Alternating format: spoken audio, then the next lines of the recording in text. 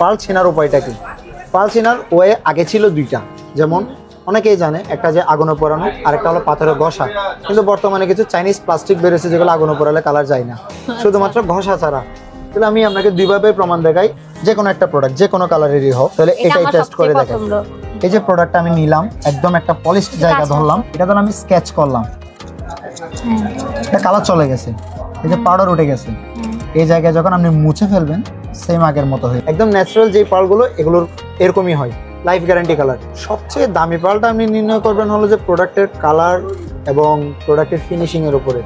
যেমন দামি পাল যেগুলো, ওগুলো তো সবসময় ডিসপ্লেতে থাকে না সব কিছু। আমি আপনাকে কয়েকটা দেখাই ওই প্রোডাক্টের মধ্যে, তখন আপনি বুঝতে পারবেন ওগুলো। যেমন আমি একটা হোয়াইট কালারের একটা পাল দেখাই, 10 mm সাইজের একটা পাল, এটা খুবই ফিনিশিং, প্রত্যেকটা অ্যাকুরেট সাইজ, অ্যাকুরেট গ্লেজ, প্রত্যেকটা কোনো রকম পার্থক্য নেই এটাতে।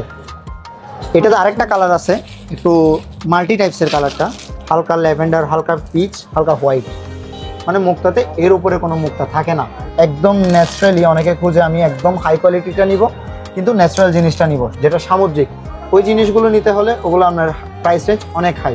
যেমন আপনার বাজেট যদি কি আপনার 12K থেকে শুরু করে 20K পর্যন্ত থাকে, তাহলে আপনি ওই রেঞ্জের ওই কোয়ালিটির প্রোডাক্ট নিতে পারবেন। তাহলে এতক্ষণ যা আমি দেখছি সবকিছু চাষের, সবকিছু চাষের। এই পুরো কক্সবাজারের মধ্যে যা আছে 98% চাষ, সবই চাষ, একদম সমুদ্রের গুলো, একদম সমুদ্রের গুলো কেউ ডিসপ্লে করে না বা সব জায়গায় থাকে না, অল্প কিছু প্রোডাক্ট থাকে। আমি জাস্ট একটা প্রোডাক্ট দেখাই একদম সমুদ্রে যেটা আছে, তাহলে তো অনেক ভালো হয়।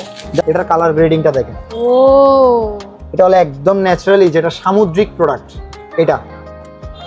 এটার কালার গ্রেডিংটাই অন্যরকম, এগুলো একটার সাথে এটার কালার মিলবে না। এটার সাইজ গুলো, স্মুথনেসটা দেখেন আলাদা একদম।